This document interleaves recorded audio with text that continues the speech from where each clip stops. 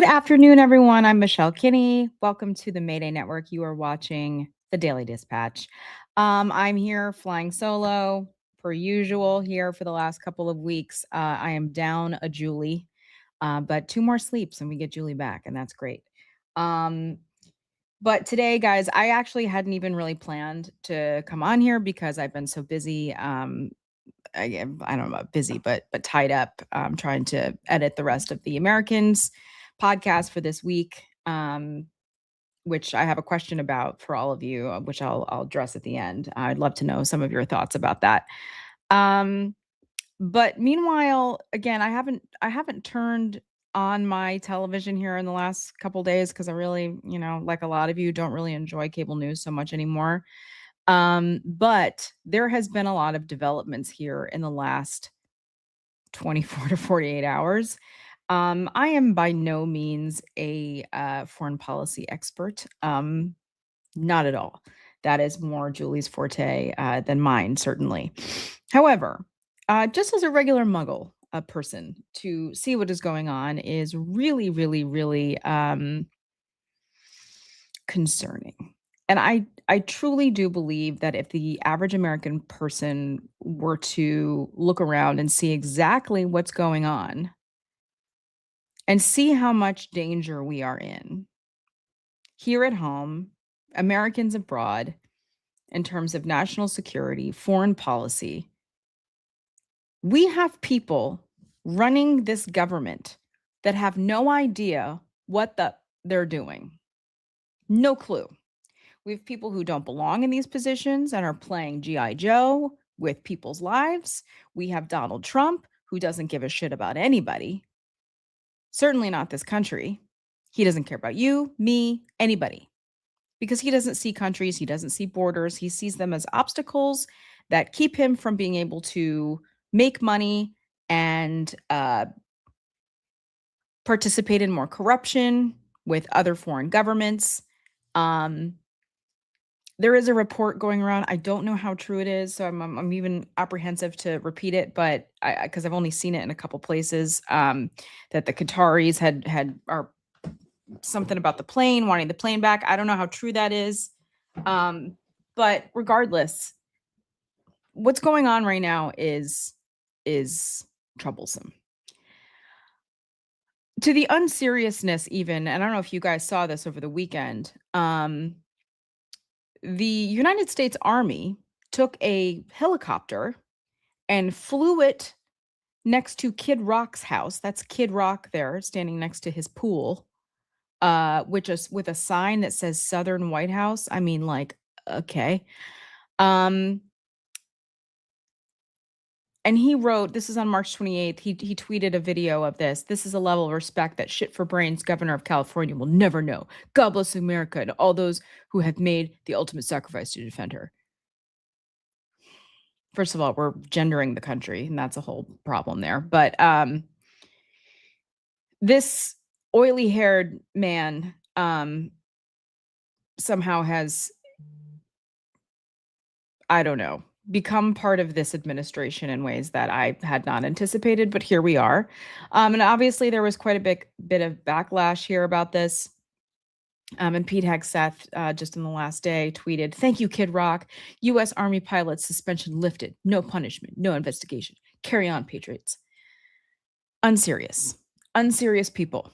Look no further if you have not seen the episode of South Park about Pete Hegseth, that all of this is for show. All of this is for content, because these people are showboats. They're insecure. They're not terribly bright. And they are playing G.I. Joe with our lives and our safety and our futures. Now, that brings us to the next thing. Now, I put together a bunch of stuff. Now, guys, this was difficult on April 1st, April Fool's, trying to get through the news and Twitter and Blue Sky and all the platforms today, trying to figure out what's real and what's not. Mike Huckabee wrote something about Tucker Carlson that I was like, wait, what? Then realized this was an April Fool's joke. I think I mentioned yesterday on the live, April Fool's, maybe in a regular time, might be tolerable, but our nervous systems cannot handle any sort of jokes today or irony or satire or anything like that. Now is not the time. Now is not the time. So last night, I got a text from my friend Rob, who shared with me a tweet from the White House press secretary, Caroline Leavitt, um, making an announcement. And he wrote to me, cool. Caroline Leavitt, last night at 7:48 p.m. Eastern, said, tune in tomorrow night at 9 p.m. Eastern. President Trump will give an address to the nation to provide an important update on Iran. Now, as we all know, this war has been a shit show. It has been without real plan, without real strategy. Feels more like a holy war ideologically from some parts of the American government. But coming from Trump, this all feels like some sort of weird strongman grift that has really sent shockwaves economically through the world. This has been a very, very scary and confusing time. And so when you see something like that, you're like, what the hell's going on here? Because it's been reported that Donald Trump is bored. He's bored because, as we all know, he is a child. He has the intelligence of like a 3-year-old. He has the maturity of a toddler.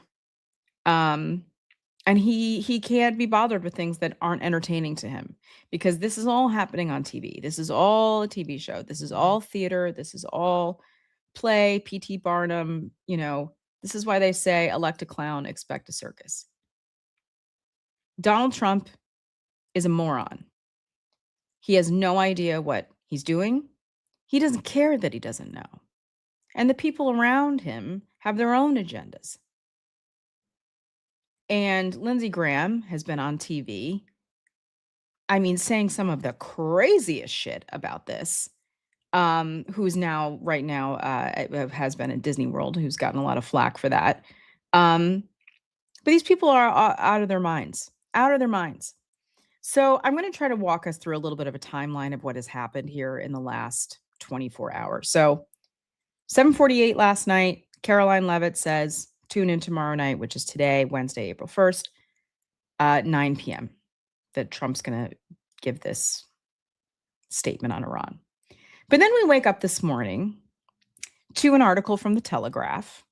Now, this was published at 10:56 British time, which would put us like in the middle of the night. So we all woke up to this headline. Trump interview, I am strongly considering pulling out of NATO. Exclusive. The U.S. president tells the Telegraph Alliance is a paper tiger and claims UK does not even have a navy.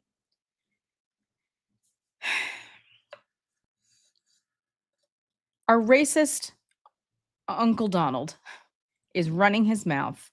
Again, not well mentally, not well physically. It is quite obvious to the average person that there is something going on with his mind. One could say or predict or hypothesize that this man is going through dementia, Alzheimer's, which runs through his family.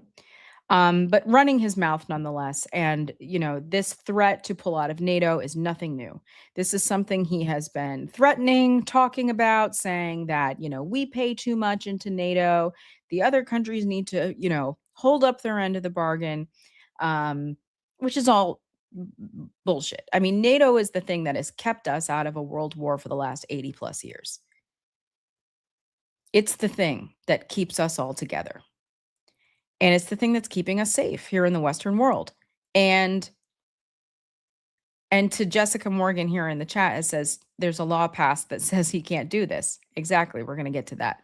But he said this to the Telegraph. Now, again, I know I'm repeating myself here, but this is not terribly surprising. It's something that he's been complaining about in the same way that he kind of complains about the water pressure in his shower.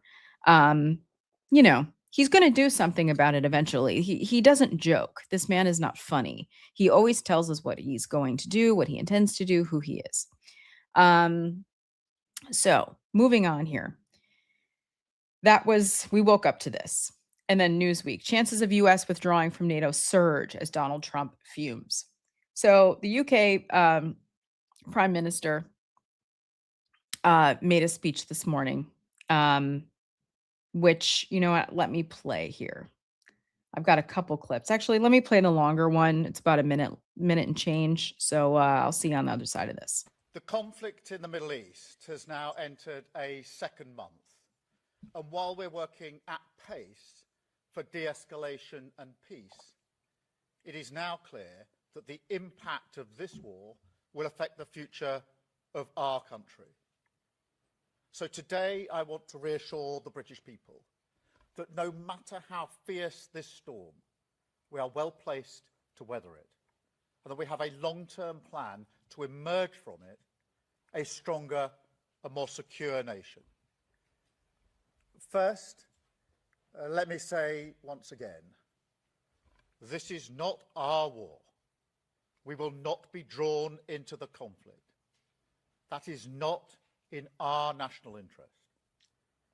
And the most effective way we can support the cost of living in Britain is to push for de-escalation in the Middle East and a reopening of the Strait of Hormuz, which is such a vital route for energy. To that end, we're exploring each and every diplomatic avenue that is available to us. The Foreign Secretary and the Chancellor have met their counterparts in the G7. The Defence Secretary has been in the Middle East speaking to our partners. And the UK has now brought together 35 nations around our statement of intent to push as one for maritime security across the Gulf. And today I can announce that later this week, the Foreign Secretary will host a meeting that brings those nations together for the first time, where we will assess all viable diplomatic and political measures that we can take to restore freedom of navigation, guarantee the safety of trapped ships and seafarers, and resume the movement of vital commodities. Following that meeting, we will also convene our military planners to look at how we can marshal our capabilities and make the Strait accessible and safe after the fighting has stopped. Because I do have to level with people on this. This will not be easy. I spoke with relevant... So the Prime Minister, Starmer from the UK, I think the central theme here is that Iran is not our war. We're not going to get into this. This is crazy. And so we have to spend our resources and our time and our diplomatic, strength is going to come from aligning ourselves more with our allies, particularly in Europe. All of these people have had it with Donald Trump. They have isolated the United States. We are no longer the ally that everyone has depended on for so long. It's a travesty. I've talked about this a couple years ago, actually on October 7th. That very day, I was in France and I was walking along the beaches of Normandy at Omaha Beach and walking through the cemetery in Normandy, the American cemetery there. And I knowing full well what was about to happen, while a lot of the country still was in denial about the fact that Donald Trump was going to run again or that he was going to be the nominee, let alone the president. Anybody who's kind of been in the trenches understood that this was the reality. And I leaned over to my husband and I was like, this all cannot have been for nothing. And I have to believe it wasn't. But in this moment, it sure feels like, at the very least, it's a betrayal of the sacrifice that these young men made. So, no, a president cannot unilaterally pull us out of NATO. And here is an older interview. I believe this is from 2022, around then, of Marco Rubio on Face the Nation, talking about a law that he was, I believe, co-sponsoring. And here's now Secretary of State Marco Rubio, who then was senator on Face the Nation talking about this. Who, Senator, helped to spearhead an effort with Senator Kaine on a bipartisan basis to prevent any president from unilaterally withdrawing from NATO. Yes. Did you write that with Donald Trump in mind? Because he's the only president that I can recall who has ever threatened to withdraw from NATO. I wrote it. I can't speak for Senator Kaine. I wrote it with the belief that it's an important alliance. If NATO didn't exist, we'd have to create it. It's one of our strategic strengths that we have in the world, because China doesn't have these alliances, for example, and neither do the Russians for that matter, or the Iranians for that matter. But I believe Congress needs to play a role in deciding whether we're going to remove ourselves from that. That said, I will tell you that despite what people may say is rhetoric, because I acknowledge that Donald Trump does not talk like a member of the Council of Foreign Relations on these issues, he actually increased troop levels in Poland, and I saw them. I was there when that happened. He was trying to draw down from Germany and rotate into Poland. President Biden reversed that. And so the point being is that I don't believe Donald Trump will remove us from NATO. I do think he is going to do, admittedly in an unorthodox way, what virtually every American president has done since the onset of NATO, and that is demand that some NATO countries do more. I mean, truly amazing. Here is this man, just a few years ago, completely contradicting everything that he's saying, which brings me back to this timeline here that I'm going through in this PDF we're going through, because Donald Trump now, on April 1st, at 8:44 a.m., is saying Iran's new regime president, much less radicalized and far more intelligent than his predecessors, has just asked the United States of America for a ceasefire. We will consider when Hormuz Strait is open, free, and clear. Until then, we are blasting Iran into oblivion, or, as they say, back to the Stone Ages. President DJT. Just on its own, the fact that we are doing war by tweet is just completely insane and hard to even wrap one's mind around. But the contents of what he's saying is also completely insane. And then our Secretary of State, quote tweeting this morning, blasting this from his official account. And this is really where all this pulling out of NATO business is coming from. Because we have set it up in a way, I say we as in the United States, not us, not you and me, knowing full well that other countries would not get involved in this, because again, this is just a kind of a made up war that nobody really understands why we're getting involved. And the trickiness here is, yes, the regime in Iran, murderous, horrible, awful. Two things can be true though. And this war criming administration, which was indiscriminately bombing fishing boats off the coast of the Caribbean, now going and starting wars without congressional approval, bombing, the schools of young children, little girls, civilian targets. This is really kind of what this is all coming from. So they've kind of set it up in a way that now that they can lean into this, we'll see they're not helping us. Well, this is not Iraq. And even then, Iraq, we went in on old, flawed intelligence that they, lied to the American people about. But at least they spent months trying to convince the American people. We just kind of went into this. The American people are like, I'm sorry, what's going on? And by the way, why are my gas prices going up? Why are the prices of everything going up? And even then, a lot of countries didn't want to get involved, but some did, and lost lives about it. Lost lives in that war for us after we were attacked on September 11th in Afghanistan and Iraq. But here is Matt Whitaker. I believe this was last night. It was either last night or this morning. I'm not entirely sure. Excuse me. Cough is still not gone. Matt Whitaker, the guy who used to sell hot tubs for a living, you may remember him from the first administration. He was the acting attorney general. Now is the ambassador, U.S. ambassador to NATO. And he was on Newsmax talking about all of this as well. It is very clear right now that President Trump is evaluating and reevaluating everything.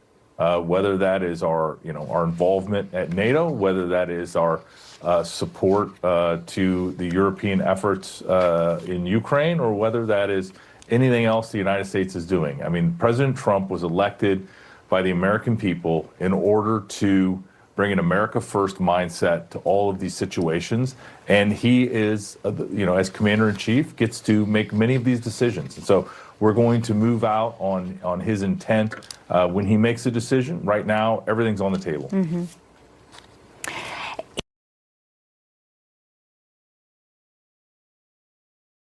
Whoops, I was still muted from when I was coughing. Sorry, guys. So that was on Newsmax. That was today. That was Matt Whitaker, the U.S. ambassador to NATO, hot tub time machine guy. Again, just saying things like all options are on the table. Well, all options on the table just kind of means like, we don't know what's going on. We have no plan. We're going to try anything, throw anything at the wall. There's no one in charge, really. There's no one in charge.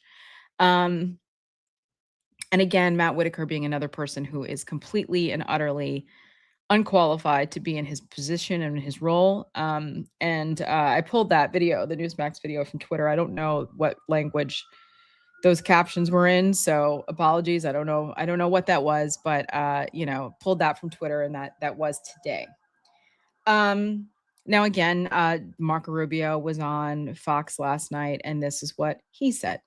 NATO is simply about us having troops in Europe to defend Europe, but when we need their help, not their help, we're not asking them to conduct airstrikes. When we need them to allow us to use their military bases, their answer is no.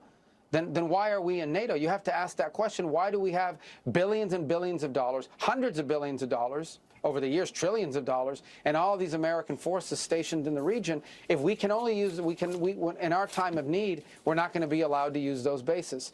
So I think there's no doubt, unfortunately, after this conflict is concluded, we are going to have to re-examine that relationship. Again, spouting the same talking points from the Trump administration about NATO. Now, again, this is not a bug. This is a feature. They put all of these people in places in not to, mess things up because they're unqualified. If anything, Marco Rubio is the most qualified person of the administration to be in his role as Secretary of State, which just makes things scarier, seeing that he's completely in opposition of or in contrast of the things that he has said and the things he knows to be true. Now, this next tweet is from Olga Lautman, who is the co-host of Pax Americana with Julie. She's a Russia expert, knows a ton about foreign policy. She's also on our panel of the Americans Rewatch podcast, The Illegals. And she wrote today, the sad part about Marco Rubio is that he's smart enough to know that the Iranian president is the same one since 2024. And the regime is even worse and more hardline than the elder I never know how to say this name. I'm not even going to try. Y'all can see here. Rubio knows all of this and is still peddling this gaslighting garbage. All for what? Secretary of State position? I mean, apparently, yes. Again, this NATO and the Iranian thing go hand in hand. Because what comes next is Trump is preparing to address the nation, which is where we started with the Caroline Leavitt tweet. Trump prepares to address, this Washington Post, address nation on Iran after vowing to end conflict in quote unquote weeks. The White House promised an important update on Iran in what is set to be the president's first primetime address since the U.S. and Israeli assault began. This was published today at 1:02 p.m. Eastern Time. It goes on to say that in a Tuesday night tweet, as we said, and I showed you guys earlier, the Caroline Leavitt had tweeted out this was going to happen. But Trump and Secretary of State Marco Rubio have spent recent days expressing optimism about the United States trajectory after the administration alternated between saying the war is winding down and threatening to escalate it. And this is why they have no credibility. No credibility whatsoever, because there is no plan and there is no one in charge. And to the people in the chat giving me the phonetic spelling, Kamemni. See, I'm looking at it and I still can't say it. But I do appreciate all of you for trying to help me out here. So going on in this article here, Trump said Tuesday he planned to end the U.S. involvement in Iran within 2 or 3 weeks. It's always 2 weeks with this guy. Maybe 2 weeks. 2 weeks. We'll see. And that he would have nothing to do with a long-term effort to secure the Strait of Hormuz or, a Strait of Hormuz, a choke point for 20% of the world's oil that Iran has largely blocked off with threats and attacks on tankers. Now, again, if you were to read news and headlines from other, you know, outlets around the world, there are countries that are already rationing their energy resources. It is only and gas is what, $4 plus. Tell me in the chat where you are. How much gas? Where are you, and how much is gas where you are living right now? And how that's going to affect the prices for everything, from air travel to groceries to the everything. And people are going to have to start deciding between, can I go to work? Can I feed my family? Where am I going to make choices and cuts? All for nothing. Not my name in the chat here is saying $6 a gallon in San Diego. That's crazy. Kevin Cox says the price of oil in Southeast Asia has doubled. Susie Ann Jones has $4.05 a gallon where she is. Just absolutely nuts. And again, all for nothing. Excuse me. And who's to say some of these announcements back and forth are market manipulation as well? Because we know every time that he makes an announcement one way or another, the markets go up, they go down. And we all know that there was some sort of $1.5 billion, bet/trade that was made just minutes before an important announcement from Trump, in what is, quite frankly, likely the biggest insider trading scandal in American history, and barely making headlines. Just going to go through a couple more of these here. $14 a gallon in Melbourne, Australia. Wow. Let's see. Gas has gone up from $1.35 a pound. $1.35 pound per liter to £1.80. So not $1 pound. Let's see, $4, but Costco is under by 25 cents. $4 a liter, $3.99 in Fairfield, Connecticut, Monterey, California, $5.89 a gallon. Guys, this is just not sustainable. Not my name also says the lines at Costco were around the block. Fancy Nan's 56, $4.99 near my house in Phoenix. Just absolutely bonkers. And the thing is, like, for me, I live in New York, right? So I don't have a car, I don't drive. So I'm not seeing this directly in my life yet, but I will, I'm sure, in the next week too, as we look at grocery prices that were already going, like, the fact that, 2 people in my household, a grocery order is $250 for not a lot of stuff is already telling. And we were already feeling that in the last several months. Just going to go through a few more here. Even my mom is sending me this phonetic spelling. I can't say it, guys. I just can't. Let's see, $1.35 to $1.82 liter in Canada. Excuse me. Let's see. Groceries at 46%, from Mary P123. Yeah, I mean, these prices are just nuts. Even more crazy, number one is calling for him to be removed, even if not applicable. Yeah, I mean, that's wishful thinking. The price of all goods will increase. Trucks run on diesel. Exactly. And again, the price of airline tickets is going to go through the roof. I can't remember what airline it was. One of the major ones, I believe, was reported in the last couple of days, the first to start increasing the baggage prices. If you want to check a bag, that's going up as well. So yeah, and here's Mary Khamenei. I can't. You guys can keep sending it though. I do appreciate it. And just one more here, Claudia Claudia Smurth Waite, 3323, 599 to 679 in the San Francisco Bay Area, depending on grade. And a friend posted, this is Mary P123, friend posted in Vegas, it was 850. 850. When the average American can't afford health insurance, can barely fill their cars to get themselves to and from work. And this is why Donald Trump's numbers are in the tank. And this is why, he is signing executive orders to take control of our elections, to try to make Americans have to re-register to vote so that he has control over things like mail-in voting to get rid of, because he knows he's going to lose. He's going to lose badly because of the things that he's doing. And he's going to do everything he can to rig the election, the midterms this year. And then going into 2028, God help us. So going back to this article here, excuse me, the major financial indexes were all up more than 1% in midday trading, extending gains of around 2% on Tuesday, reflecting optimism among investors after last week's losses. But here are some more numbers here, and this is important. Casualties of this war so far. The human rights activist news agency said at least 1,598 civilians had been killed, including 244 children. In Iran since the war began.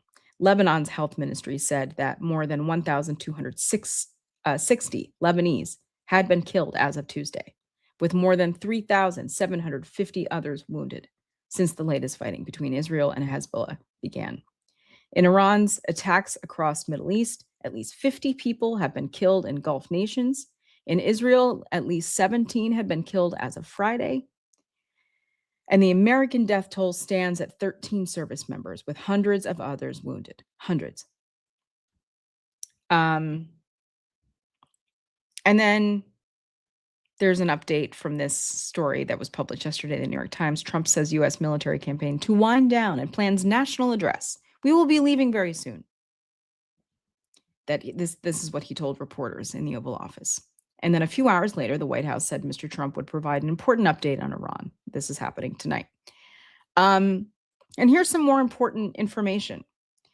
A journalist, again, this is barely making news. A journalist, Shelley Kittleson, an American journalist, kidnapped in Baghdad, the Iraqi capital, on Tuesday evening. This is according to Iraq's Interior Ministry. The ministry said that security forces had pursued the kidnappers, arrested one suspect, and seized a vehicle used in the abduction. The suspect is a member of the Iranian allied paramilitary group, excuse me, Kataib, guys, I'm so sorry, Hezbollah, two senior Iraqi security officials said. Gas prices. This is just more in this New York Times article. Gas prices at an average, a national average of $4 a gallon as of yesterday. In the Persian Gulf, Gulf countries reported more missile and drone attacks on Tuesday. The authorities in Dubai and Saudi Arabia reported that debris from interceptions had injured several people. In Lebanon, Israel's defense minister, Israel Katz, on Tuesday outlined more explicitly plans for the mass displacement of hundreds of thousands of residents in Lebanon and the destruction of Lebanese villages along Israel's northern border. And again, this is from Dylan Johnson. The U.S. Department of State is aware of the reported kidnapping of American journalists in Baghdad. The State Department previously fulfilled our duty to warn this individual of threats. Basically, now they're putting the blame on her. And that Dylan Johnson said that we will continue to coordinate with the FBI to ensure their release as quickly as possible. And Ron Filipowski from Midas Touch, commented at the bottom, basically, translation, the U.S. State Department couldn't care less about a kidnapped American journalist. They don't give a shit. People don't care. And just so you know, if you're an American, you're thinking about traveling abroad right now, you are on your own. You're on your own. The State Department, the embassies around the world are not there for us anymore. They're not there to protect us, to keep us safe. If you're in trouble, if anything goes awry when you are abroad. And so then, guys, this just happened about an hour or two ago. It was announced this morning, Iran president to release open letter to American people in coming hours, because apparently now they're going to try to, I mean, this is just my opinion here, box in Donald Trump by saying what they're going to say. And so if he is to escalate even further now, or if he is to do anything else, it's on him, not on them. Iran's president releases letter addressed to the American people. This was just about an hour and a half or so ago. He tweeted this out at 3:01 p.m. Eastern. I'll just read some of this here. In the name of God, the compassionate, the merciful, to the people of the United States of America, and to all those who, amid the flood of distortions and manufactured narratives, continue to seek the truth and aspire to a better life. Iran, by this very name, character, and identity, is one of the oldest continuous civilizations in human history. Despite its historical and geographical advantages, at various times, Iran has never, in its modern history, chosen the path of aggression, expansion, colonialism, or domination. Even after enduring occupation, invasion, and sustained pressure from global powers, and despite possessing military superiority over many of its neighbors, Iran has never initiated a war.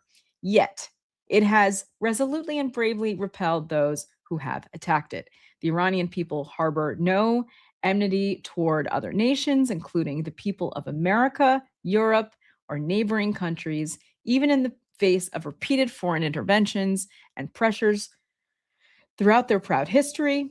Iranians have consistently drawn a clear distinction between governments and the peoples they govern. This is deeply rooted principle in the Iranian culture and collective consciousness, not a temporary political stance. Now, I hope that anyone with half a brain knows that this is all bullshit. Iran is a murderous regime that tortures people, killed tens of thousands of their own people protesting just a few weeks ago. These are horrible, horrible, horrible people. This is a murderous, horrible regime. Again, several things can be true at once. But again, this is propaganda. This is gaslighting, addressing the American people, trying to say, listen, we're not doing this. You're doing this. Your leader is doing this. So if you were to do anything else here, it won't be our fault. It will be yours. And it's addressing the America First crowd too, which is, MAGA 2.0. And I'll just read the end of this here. Is America First truly among the priorities of the U.S. government today? I invite you to look beyond the machinery of the machinery of misinformation, an integral part of this aggression, and instead speak with those who have visited Iran. Observe the many accomplished Iranian immigrants educated in Iran, who now teach and conduct research at the world's most prestigious universities or contribute to the most advanced technology firms in the West. Do these realities align with the distortions you were being told about Iran and its people? Today, the world stands at a crossroads. Continuing along the path of confrontation is more costly and futile than ever before. The choice between confrontation and engagement is both real and consequential. Its outcome will shape the future for generations to come. Throughout its millennia of proud history, Iran has outlasted many aggressors. All that remains of them are tarnished names in history, while Iran endures resilient, dignified, and proud. Again, this is all bullshit. And yes, I will say the Iranian immigrants are fantastic, contributing to the fabric of this country's identity. I have many friends who are first-generation Iranian Americans that are proud of their Iranian heritage, whose families fled in the 70s and 80s.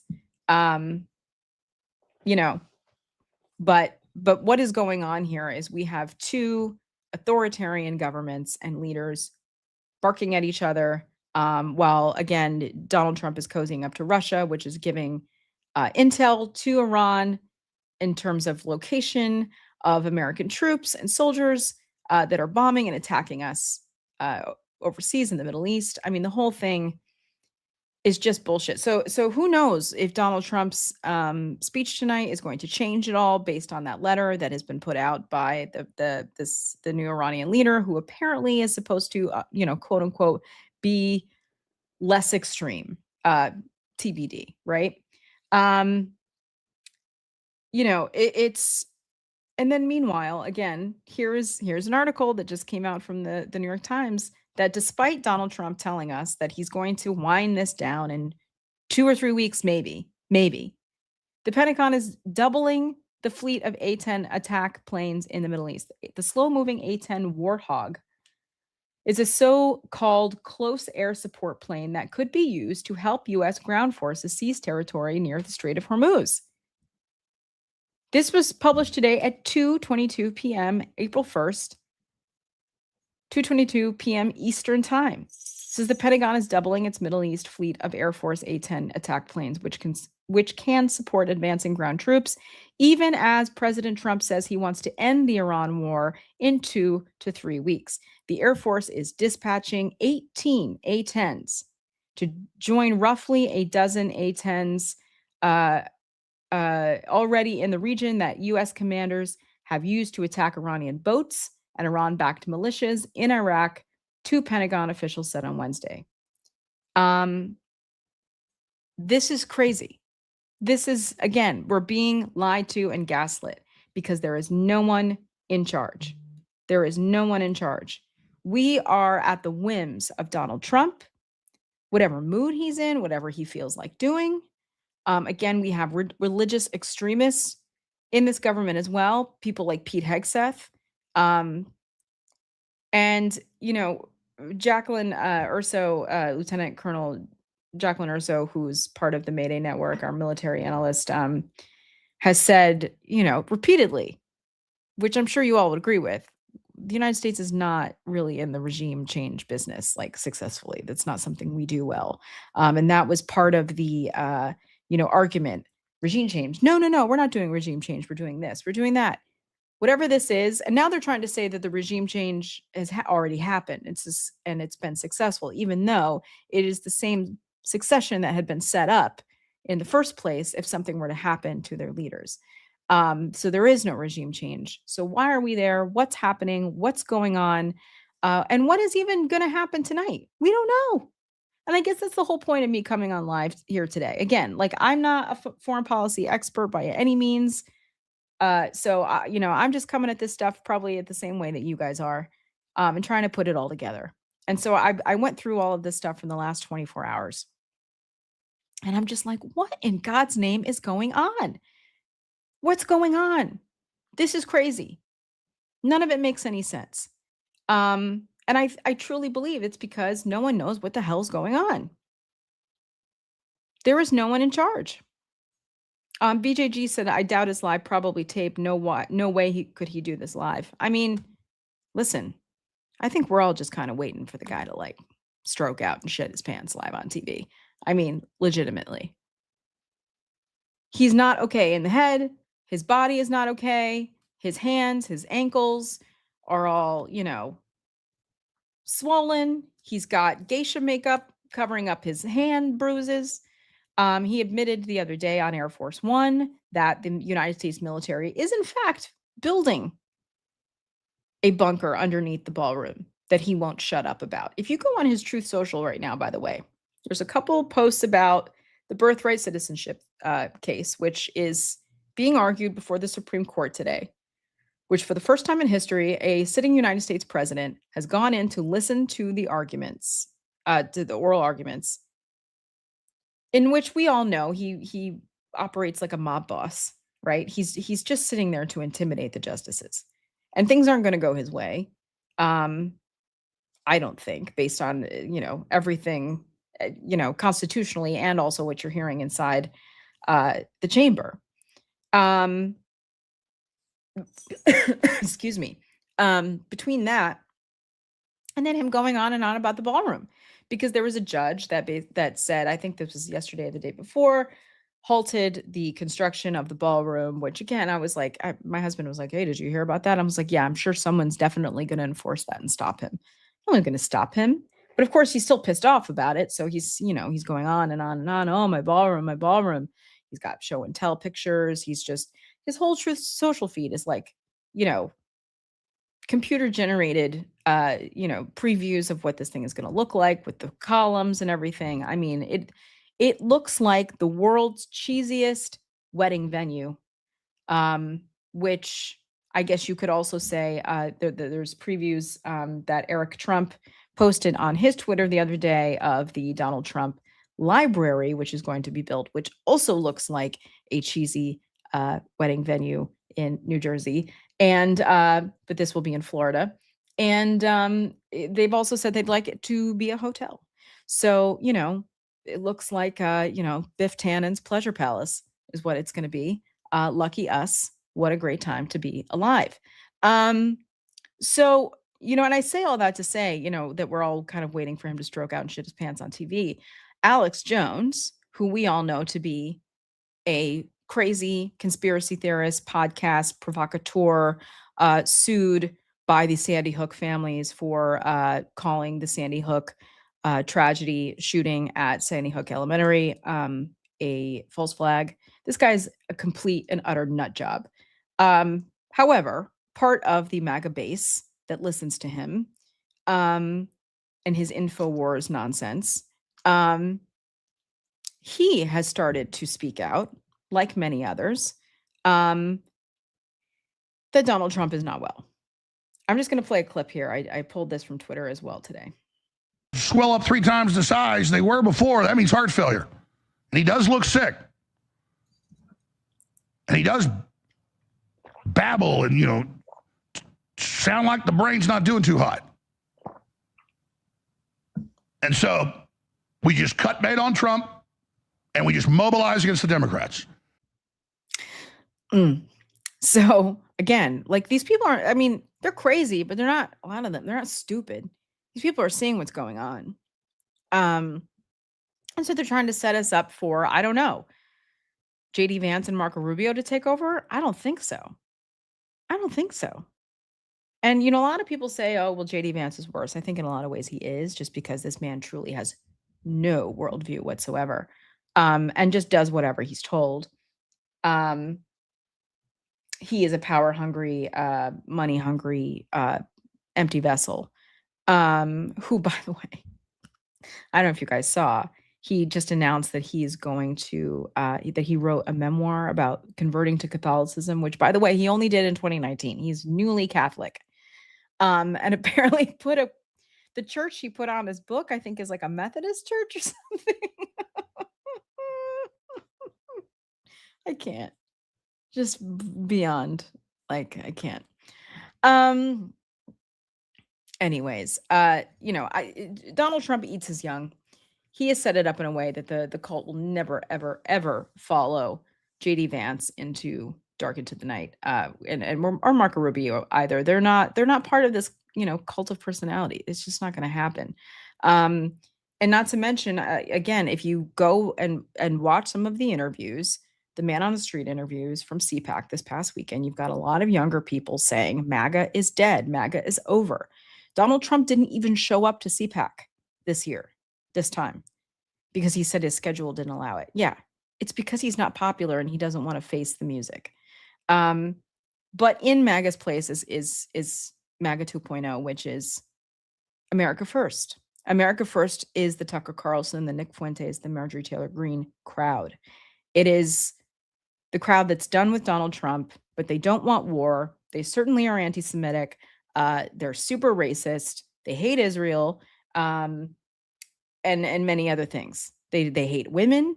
They're actively, talking about, putting women back in the kitchen and taking away our right to vote. These are, it's not good. But I think the sooner that we kind of come to terms with what's going on here, I think the more prepared we can be for what's coming next. But anyways, that's kind of it. And I will say the last thing here, and I do have a clip here. I hope the sound's okay on it, because I recorded it from my desktop, of Pete Hegseth. Again, this man is a white Christian nationalist extremist who's insecure and playing G.I. Joe with our military, who is giving orders to people who he is not good enough to lick the dirt off of these people's shoes. And again, he doesn't know what the hell's going on. He doesn't know what's going on. He doesn't know when this is ending. Listen to this. Never reveal precisely. Not a question I'm going to answer or the president has said definitively. We have our own goals and guidance and things military objectives that we're moving toward and things that we look at. And as he's articulated, he's said 4 to 6 weeks, 6 to 8 weeks, 3. It could be any particular number, but we would. It could be any number. It could be any number, guys. It could be 6 weeks. It could be 3. It could be 6 to 8. It could be 2. Who knows? Who knows? I miss Joe Biden, guys. I miss him. I miss Joe Biden. I miss Barack Obama. I miss adults, for however flawed they are or were. At least we could count on the fact that we had people in places of power that knew what the hell was going on. Mary said, I miss being able to sleep. Same.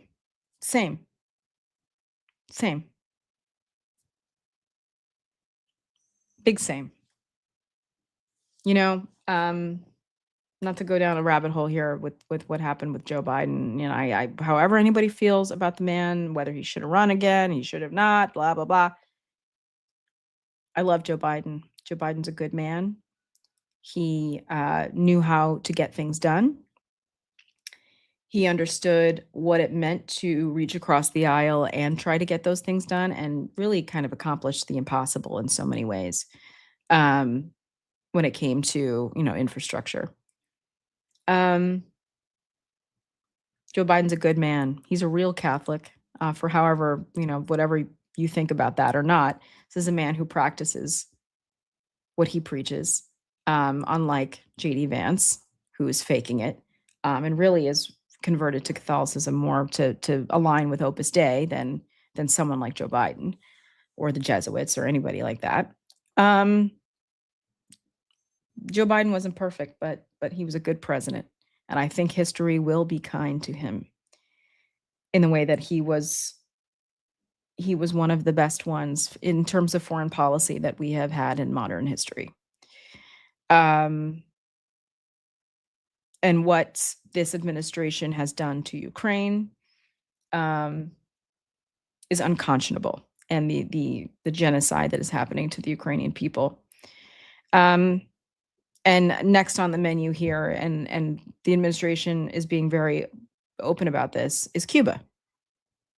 Not only are they blocking resources from getting to Cuba, starving these people, there are newborn children in the NICU. There are people on life support in Cuba and hospitals who are dying because of the United States government and what we have them in a chokehold. We're cutting off everything to Cuba, which is just, how many miles is Cuba off the coast of Florida? 100 miles, something like that. We're at a crossroads in this country. I don't know where we go from here, but I do know that things like the No Kings protests are so important for all the reasons, for all of the horrible things that this administration is doing at home and abroad. And we have to continue to show up. This past weekend was the biggest, I think it was. Mary says 90 miles. Correct. All right. So I was close. The biggest in American history. We need to do more. There needs to be more of us. They need to happen more often. And we cannot be silenced by these people, no matter what. And we are also in this really weird, unique situation now where we cannot trust the information coming out of the Pentagon or this White House. Anything having to do with this administration, we cannot trust a goddamn word coming out of it.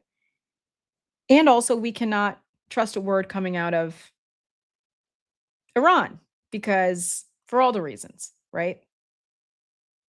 We're looking at an extremist, authoritarian, murderous regime. So who can we believe? Where is this information coming from? I think we have to look at independent journalists on the ground. We have to look at publications coming out of the UK, out of Germany, other places in Europe. I think that we just are going to have to wade through a lot of this, in the same way that, if you want to know what's going on in Ukraine, the Kyiv Independent does great work. There's a lot of people who are reporting on the ground there as well. Excuse me. And, when Julie gets back, she'll be able to give me a little more guidance here, because again, this is not my forte at all, but be able to kind of wade through this cesspool of misinformation and disinformation to kind of find out exactly what's going on. Because I don't even think that we can trust what's coming out of the United States military. How many people are hurt? What's going on? What's happening to the people on our bases? We don't know. Because there has been a lid put on all of this. There is no real press pool for the Pentagon. So we're really in a scary situation. So I have a question for you, and I'm going to ask you guys now. I'll stick on the chat here for another minute. I was thinking about, because he's speaking tonight at 9, and I know nobody wants to watch this. Okay, I don't want to watch it, but unfortunately I have to.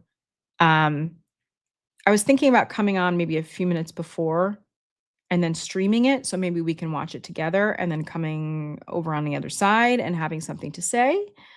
Maybe I could ask Jacqueline if she can come on and speak to us. I don't know what her plans are tonight, but I was wondering if you guys are interested in that. You can tell me now in the chat, or you can put it in the comments after the fact. I would just really love to know what you guys, I've got a few like, yes, let's watch it together. Okay.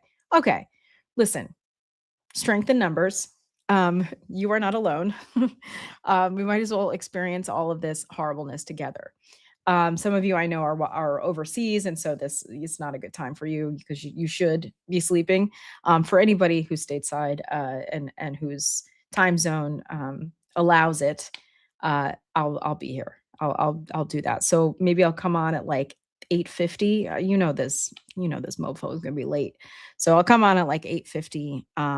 We can go through it. I'll see what Jacqueline's up to. I'll see if she can jump on, and we can talk about more about the laws, the rule of law with our military, and international law, and the kinds of things that we are, the laws that we're breaking both at home and abroad. Okay, so let's plan on doing that. My other thing was about the Americans podcast, because I've been just kind of dropping it on Thursday. Excuse me, this cough, I swear to God. Hold on 1 second. I've just been kind of dropping it, kind of like at whatever time. Sometimes it's not ready by noon or whatever. But what if I was to put it as a premiere on YouTube and put it, make it, we'd broadcast it live at like a 7 at night or something Eastern. And then maybe more people would be available to watch it, or if you wanted to watch it live with us, and we would be in the chat. You guys can let me know here in the chat, or again, put it in the comments. I would just love to know what you all think. Because we're trying to just kind of figure out what's the best time to do this, because I'm just kind of winging it. Trial and error. So that's kind of it. And somebody said, why no YouTube tip money? I don't know what that means, but I think it has to do with monetizing the channel. We're working on it. And somebody else also asked if Julie saw Punch. I feel like if she had, she would have told me. But I don't know, because it's a 14-hour difference. So sometimes like early in the morning, I'll catch her before she goes to bed. And then like late at night, I'll catch her kind of like in the morning. So I've been, trying to catch her. But did Julie get a Korean makeover or something? Yeah, she did. Because, South Korea is famously known for their skincare. They have amazing things and products and procedures and all kinds of stuff going over there. So I know that she went to some specialist or something like that to have sort of a facial, medical thing on her skin. So I know that she posted about it on her Instagram, and she sent me a picture of her this morning, and I was like, "Are you okay?" Because it looked like she'd been poked and prodded a bunch. So she'll be able to tell you a little bit more about that, hopefully this weekend, on Saturday. And let's see, anything else in the chat here? Does she defect to Japan? She did not. Although she did say, she said that Tokyo is beautiful, and she's like, it's just like New York, except it's newer and cleaner and more efficient, which I happen to believe, because it seems as though here in the United States in the 20th century we had all kinds of developments and infrastructure and transportation and things like in the 19th and 20th centuries. And then at some point we were just like, we're done. We're not going to do anymore. We're not going to fix it. We're not going to update it. We're cool with this rickety ass Amtrak. We're good. And then that was just kind of it. But, if you go to other countries, the public transportation, especially in places like Japan, I've never been, but my husband told me when he was there visiting Jacqueline, actually, when she was stationed at Okinawa, they went to Tokyo for a couple weeks and Kyoto. And they were like the trains, like they'll come, and then literally if you miss the train, there's another one in 2 minutes, and it just comes, and it's very fast, and it's just always on time. And people have, they take pride in how these things operate, and they, imagine that. If you live in New York City, if you've ever been to New York City, you can sit there and wait for the M7 bus for 40 minutes. And then finally it shows up, and then there's 4 M7 buses all together. And you're just like, what? And same with the L train. Don't try to catch that L train on the weekend. You'll be waiting your whole goddamn life. So anyways, in that sense, she was like, we should move here. And I'm like, I mean, in theory, sure. But no. Let's see. I'm looking here in the I enjoy watching the live chat accompanying the episodes. Yes. And we have noticed that. And the thing is with the podcast, I want to make sure that it's the best experience in terms of keeping the conversation moving and being able to layer in clips from the show and things like that. So I want to be able to edit it ahead of time instead of doing a live show. And it also helps us too with our schedules and whatnot. But maybe a 7 o'clock or an 8 o'clock on a Thursday or something like that might work. So, let me know. And let's see, I'm looking here to see if there's anything else here. Has Julie met with either Mr. or Mrs. Japan? I don't know what that is. But we can ask her on Saturday. Wonder if they'll let Julie back in, or she's not pro-Trump. Listen, I know we're kind of half kidding here, but that it does make me very nervous. Let's see. Julie should do a trip recap. I think she will, definitely on Saturday morning. Let's see. And people keep mentioning Discord. I don't know what Discord is. I will look into it. I don't understand really what it is. I hear Discord, and I think I don't know. I don't know why I in my mind I'm thinking 4chan or something like that, but I guess that's not what it is. But I don't know. For gamers, okay. So is it like Twitch or something like that? Lots of Nazis on Discord. See, that's what I'm saying. You say Discord, and I hear 4chan. I hear Telegram. That's what I hear. So, Discord is weird, Michelle. Do not go there. Okay. All right. Good to know. Because a lot of people keep saying, please go on Discord, go on. And I'm like, I don't know what that is. So anyways, well, I've been on here for a little over an hour, so I'm going to get going, but I want to answer some of your questions here before I got out of here. And I was hoping that my cough medicine would have kicked in during this hour, but it has not. And Discord is the devil. Okay. There's an overwhelming response here to tell me to not do that. So for anyone who has suggested that I go there, I apologize. That is not something I will be doing. So, all right, guys and gals, I'll see you tonight. I'll schedule that as soon as we jump off of here. Let's say 8:50 Eastern. We'll listen to the Orange Man say whatever he's going to say. We'll talk about it for a little bit afterward, and then we'll get going. But everybody, hope that, this curation of headlines and whatnot and clips was helpful to you today to try to make sense of what's going on and as it relates to what Orange Man is going to say tonight. Mango Mussolini, as my friend Anna says. So I'll see you all tonight. Be well.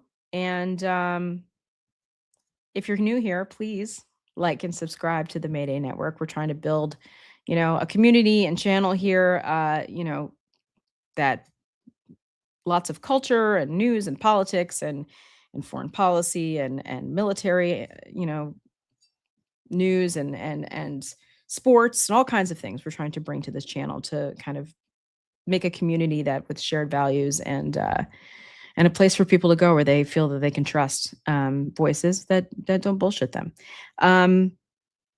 So please like and subscribe, be part of our family here at the Mayday Network, and we'll see you all later this evening.